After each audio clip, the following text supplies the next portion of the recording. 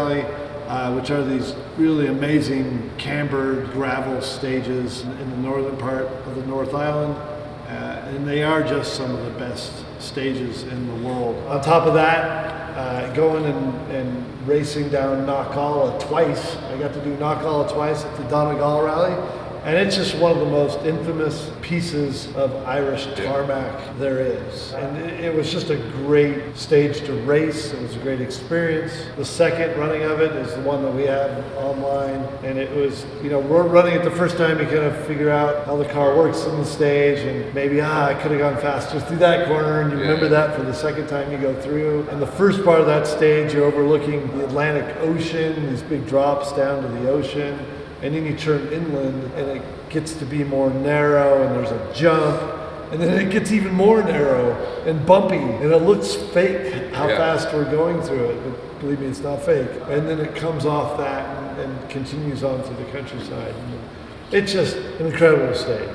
I've watched so much of your in-car. Like, it's an occupational hazard for me just watching Ken's in-car. I probably have watched days of your in-car by this point in my career, and I voluntarily watched that like 10 times. Like, it was just so good.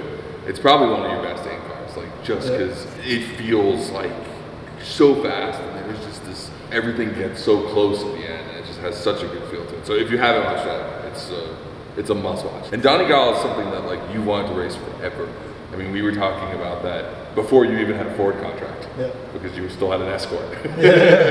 On top of that too, the San Marino roads, they're these short roads on this tiny country. San Marino is a small country inside of Italy, and I did not know that. I just thought it was a town. Yeah, no, San Marino is a small country. And the roads themselves are narrow, bumpy, tarmac, similar to Ireland, and the stages are short, but there's so much fun. There's lots of hairpins, and there's just fans everywhere. A couple of stages are at night, and there's fireworks going off and people with flares, and just thousands of people lining the stages. And there's people that are competing, and then there's people entered in competing, but they're doing donuts and a bunch of the corners where all the fans are. And if you had to pick a best of all the roads, could you?